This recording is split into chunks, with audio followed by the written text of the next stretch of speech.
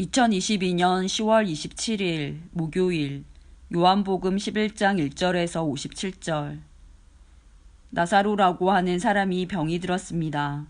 나사로는 마리아와 마리아의 언니 마르다와 함께 베단이라는 마을 사람이었습니다.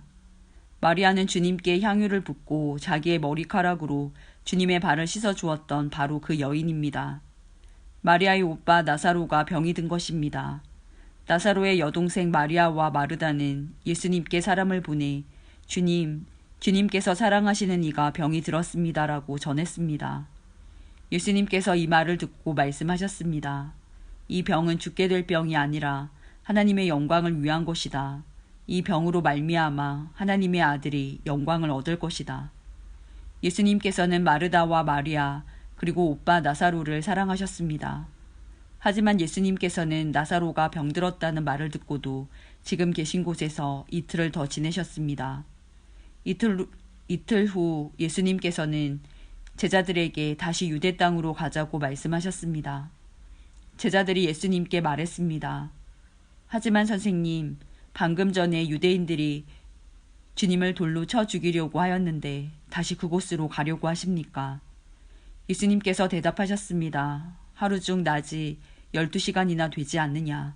사람이 낮에 걸어다니면 그는 이 세상의 빛을 보기 때문에 넘어지지 않는다. 그러나 밤에 걸어다니면 그 사람 속에 빛이 없으므로 넘어진다. 예수님께서 이 말씀을 하신 후에 이렇게 덧붙이셨습니다. 우리 친구 나사로가 깊이 잠들었으니 그를 깨우러 가야겠다. 그러나 제자들이 말했습니다. 주님, 나사로가 잠들었다면 낫게 될 것입니다. 예수님께서는 나사로가 죽은 것에 대해 말씀하셨지만 예수님의 제자들은 나사로가 정말로 잠을 자고 있는 것으로 생각했습니다. 그때 예수님께서 분명히 말씀하셨습니다. 나사로가 죽었다. 하지만 너희를 위해서는 내가 거기에 있지 않았던 것이 기쁘다. 이것이 너희들이 믿을 수 있도록 하기 위함이다. 그러나 이제 나사로에게 가자. 그때 디두모라는 별명을 가진 도마가 다른 제자들에게 우리도 주님과 함께 죽으러 가자고 말했습니다. 예수님께서 나사로가 있는 곳에 도착했습니다. 그때 나사로는 이미 죽어 무덤 속에 있은 지 4일이나 되었습니다. 베다니는 예루살렘에서 약 3km 조금 못 되는 곳에 있었습니다. 많은 유대인이 오빠를 잃은 마르다와 마리아를 위로하러 두 자매에게 왔습니다. 마르다는 예수님께서 오신다는 소식을 듣고 예수님을 마중 나갔고 마리아는 집에 남아 있었습니다. 마르다가 예수님께 말했습니다. 주님께서 여기 계셨더라면 제 오빠가 죽지 않았을 것입니다. 그러나 지금이라도 주님께서 하나님께 구하시는 것은 무엇이든지 하나님께서 주시리라는 것을 알고 있습니다. 예수님께서 말씀하셨습니다. 내 오빠가 다시 살아날 것이다. 마르다가 대답했습니다. 마지막 날에 있을 부활 때 제 오빠가 다시 살아난다는 것을 제가 압니다. 예수님께서 마르다에게 말씀하셨습니다. 나는 부활이요 생명이다. 나를 믿는 사람은 설령 죽는다 해도 살 것이며 살아서 나를 믿는 사람은 그 누가 되었든지 결코 죽지 않을 것이다. 내가 이것을 믿느냐? 마르다가 대답했습니다. 네 주님. 저는 주님께서 그리스도이시며 세상에 오시기로 한 하나님의 아들이심을 믿습니다.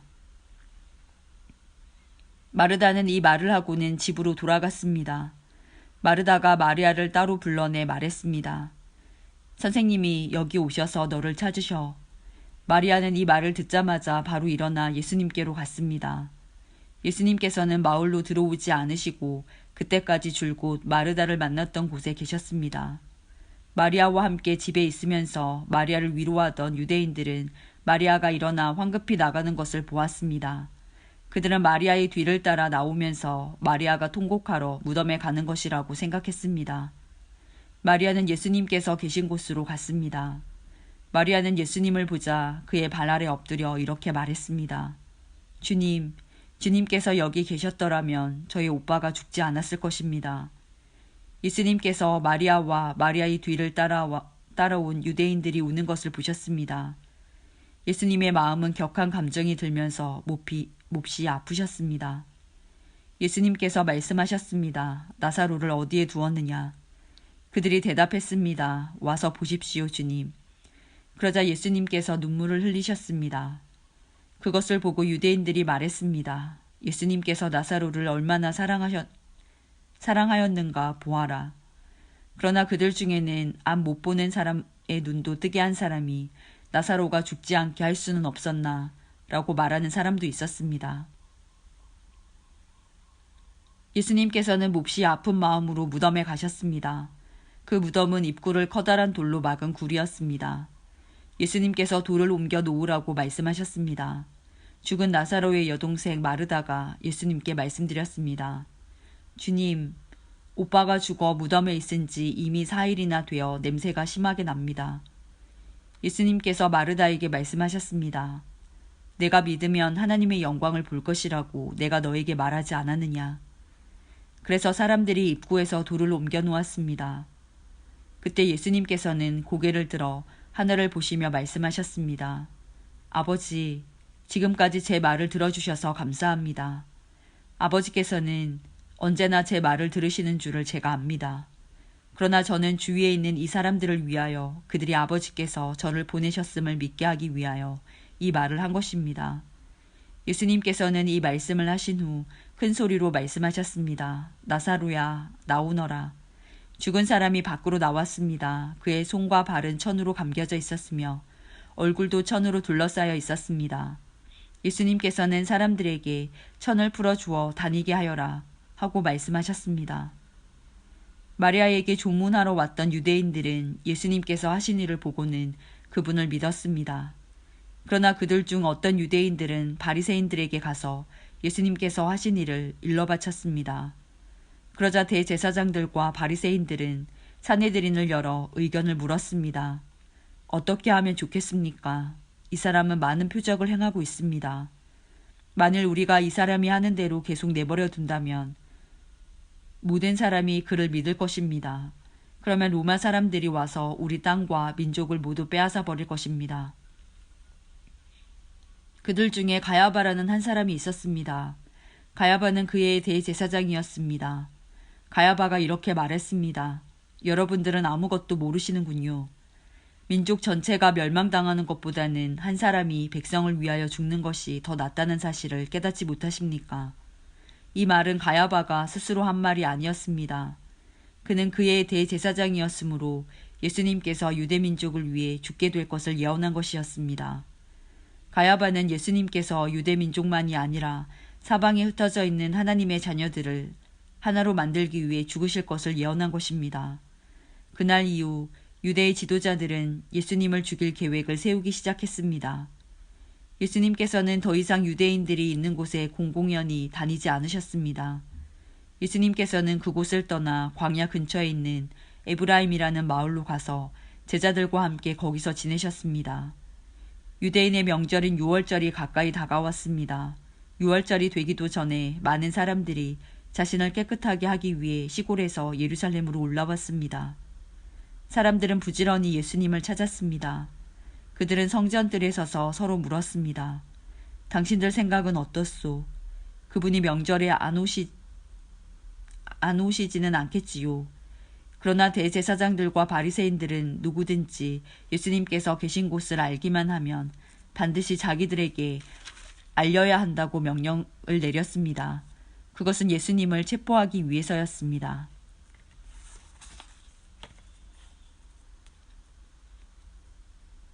누가복음 17장 11절에서 18장 8절.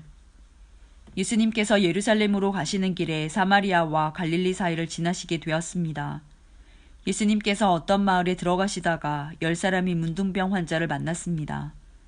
그들은 멀리 서서 목소리를 높였습니다. 예수 선생님, 우리에게 자비를 베풀어 주십시오. 예수님께서 그들을 보시고 제사장에게 가서 너희 몸을 보여라 하고 말씀하셨습니다. 그들은 가는 도중에 몸이 깨끗하게 되었습니다. 그들 가운데 하나가 자기가 나은 것을 보고 돌아와서 큰 소리로 하나님께 영광을 돌렸습니다. 그리고 예수님의 발 앞에 엎드려 감사를 드렸습니다. 그는 사마리아 사람이었습니다. 예수님께서 말씀하셨습니다. 10사람이 다 깨끗하게 되지 않았느냐? 그런데 9은 어디 있느냐? 이 이방인 외에는 하나님께 영광을 돌리러 돌아온 사람이 없단 말이냐. 그리고 그에게 말씀하셨습니다. 일어나 가거라. 내 믿음이 너를 낫게 하였다. 바리새파 사람들이 하나님 나라가 언제 오는지에 대하여 물으니 예수님께서 대답하셨습니다. 하나님 나라는 볼 수 있는 모습으로 오는 것이 아니다. 또 보아라. 하나님 나라가 여기 있다, 저기 있다 라고 말할 수도 없다. 왜냐하면 하나님 나라가 너희 가운데 있기 때문이다. 예수님께서 제자들에게 말씀하셨습니다. 너희가 인자의 날을 단 하루만이라도 보고 싶어 해도 보지 못할 때가 올 것이다. 또 사람들이 보아라 여기 있다, 저기 있다 하여도 너희는 그들을 따라 나서거나 찾지 마라. 마치 번개가 하늘 이편에서 번쩍하여 하늘 저편까지 비치듯이 인자도 자기의 날에 그와 같을 것이다. 그러나 인자가 먼저 많은 고난을 당하고 이 세대 사람들에게 배척을 받아야 한다. 마치 노아의 시대처럼 인자의 날도 그와 같을 것이다. 노아가 배에 들어가는 날까지 사람들은 먹고 마시며 장가가고 시집을 갔다. 그러다가 홍수가 나서 그들을 모두 멸망시켰다. 롯의 시대에도 이와 같은 일이 있었다. 사람들이 먹고 마시며 사고 팔고 심고 집을 지었다. 그러나 롯이 소돔을 떠나던 날 하늘에서 불과 유황이 비오듯이 쏟아져 모두 멸망당하고 말았다. 인자가 나타나는 날에도 바로 그와 같을 것이다. 그날에 지붕 위에 있는 사람은 집 안에 있는 물건을 가지러 내려가지 마라. 들에 있는 사람도 돌아가지 마라. 롯의 아내를 기억하여라. 누구든지 자기의 생명을 지키려고 하는 사람은 잃을 것이다. 그러나 자기 생명을 버리는 사람은 얻을 것이다. 내가 너희에게 말한다. 그날에 두 사람이 한 자리에 누워 있을 것이나 하나는 데려가고 하나는 남겨둘 것이다. 두 여자가 같은 곳에서 함께 맷돌을 갈고 있을 것이나 하나는 데려가고 하나는 남겨지게 될 것이다. 그때 제자들이 대답했습니다. 주님, 어디에도 그런 일이 일어나겠습니까? 어디에서 그런 일이 일어나겠습니까? 예수님께서 제자들에게 시체가 있는 곳에는 독수리들이 모인다라고 말씀하셨습니다. 예수님께서 언제나 기도하고 희망을 잃지 말아야 할 것을 가르치시기 위해 제자들에게 비유를 말씀하셨습니다. 어떤 마을에 하나님을 두려워하지 않고 사람들을 무시하는 재판관이 있었다. 그 마을에 과부가 한 명 있었다. 그는 재판관을 찾아가서 말하였다. 내 원수를 갚아주십시오. 그 재판관은 한동안 그의 간청을 들어주려고 하지 않았다. 그러나 얼마 후에 속으로 중얼거렸다. 내가 하나님을 두려워하지 않고 사람을 무시하지만 이 과부가 나를 귀찮게 하니 그의 간청을 들어주어야겠다. 그렇지 않으면 계속 와서 나를 괴롭힐 것이다. 주께서 말씀하셨습니다. 이 불의한 재판관이 말한 것을 들으라. 하나님께서 밤낮 부르짖는 하나님의 선택된 백성들의 간청을 듣지 않으시고 오랫동안 미루시겠느냐. 내가 너희에게 말한다. 하나님께서 속히 그의 백성들에게 정의를 베푸실 것이다. 그러나 인자가 올 때 이 세상에서 이 믿음을 발견할 수 있겠느냐.